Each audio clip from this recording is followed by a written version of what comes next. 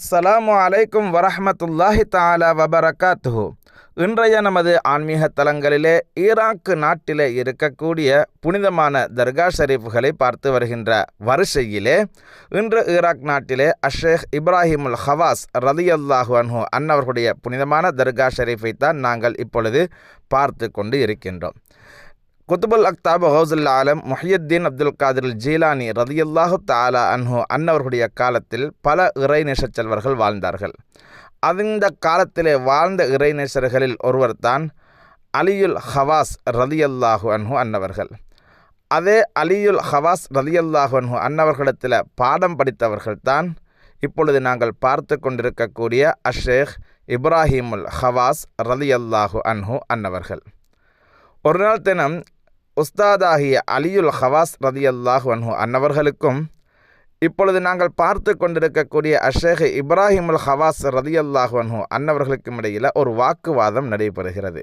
என்ன வாக்குவாதம் என்று சொன்னால், மாணவராகிய இப்ராஹிமுல் ஹவாஸ் ரலியல்லாஹு அன்ஹு அன்னவர்கள் சொல்கிறார்கள், இந்த காலத்திலே வாழுகின்ற மாபெரும் மகானாக திகழக்கூடியவர்கள் அலியுல் ஹீத்தி ரலியல்லாஹு அன்ஹு அன்னவர்கள்தான். உஸ்தாதாகிய அலியுல் ஹவாஸ் ரலியல்லாஹு அன்ஹு அன்னவர்கள் சொல்கிறார்கள், இல்லை, இந்த காலத்தில் குத்துபாக இறைவனிடத்தில் மிக பெரும் அந்தஸ்துக்குரிய இறைநேசராக இருப்பவர்கள் எக்காலத்துக்கும் இருக்கக்கூடியவர்கள் குத்துபுல் அக்தாப் ஹவுசுல் ஆலம் முஹியுத்தீன் அப்துல் காதிர் ஜீலானி ரலியல்லாஹு அன்ஹு அன்னவர்கள்தான்.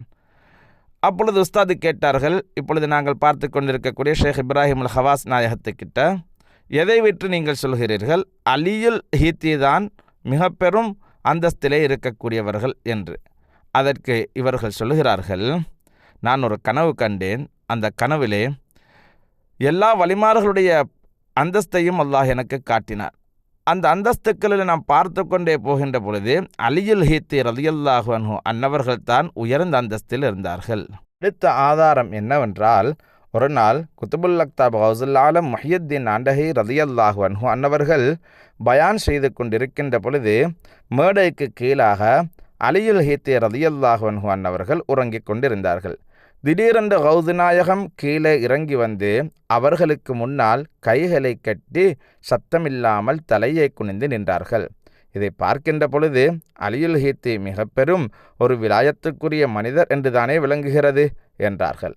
உஸ்தாத் அவர்கள் 2 விஷயத்துக்கும் விளக்கம் சொன்னார்கள். முதலாவதாக சொன்னார்கள், இப்ராஹிமுல் ஹவாஸ் ரலியல்லாஹு அன்ஹு அன்னவர்களே, நீங்கள் பார்த்தீர்களே ஒவ்வொரு அந்தஸ்தையும் வலிமார்களுடைய அந்த அந்தஸ்தில் மேலே இருந்தவர்கள் அலியுல் ஹீத்தி. அவர்களுக்கு மேலால் என்ன இருந்தது? ஒளியிலான கீற்றுக்கள், திரைகள் இருந்தது. கௌஸ் நாயகத்தினுடைய அந்தஸ்தை யாராலும் பார்க்க முடியாது. அவர்கள் அந்த ஒளியிலான திரைகளுக்கு அப்பால் வாழக்கூடியவர்கள். அவர்களுடைய அந்தஸ்தை அல்லாஹ் மிக பெரும் தர்ஜாவில் வைத்திருக்கிறான் என்று விளக்கம் சொல்லி கொடுத்தார்கள். அடுத்ததாக சொன்னார்கள், கௌஸ் நாயகம் ஏன் தெரியுமா பயான் செய்து கொண்டிருக்கின்ற பொழுது அலியுல் ஹீத்தி நாயகத்துக்கு முன்னால் வந்து நின்றார்கள். அலியுல் ஹீத்தி நாயகத்தினுடைய கனவில் கண்மணி நாயகம் ஸல்லல்லாஹு அலைஹி வஸல்லம் மன்னவர்கள் தோன்றினார்கள். அதனால் கனவில் வருவதை பார்த்ததும் கௌஸ் நாயகம் பயானை நிறுத்திவிட்டு சத்தமில்லாமல் அவர்களுக்கு முன்னால் வந்து நின்றார்கள். இதை பற்றி அலியுல் ஹீத்தி நாயகத்தில் அந்த நேரத்தில் கேட்கப்பட்ட பொழுது, உண்மைதான், என்னுடைய ஸல்லல்லாஹு அலைஹி வஸல்லம் அன்னவர்கள் என்னுடைய கனவில் வந்தார்கள். வந்து சொன்னார்கள், அலியுல் ஹீத்தியே, கௌசுல் ஆலம் முஹியுத்தீன் ஆண்டகையை நீங்கள் பற்றி பிடித்து கொள்ளுங்கள் என்று அவர்கள் எனக்கு நன்மாராயணம் சொல்லிவிட்டு சென்றார்கள்.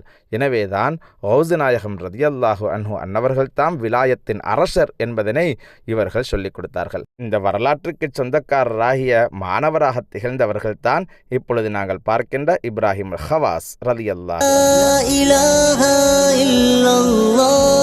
La ilaha illallah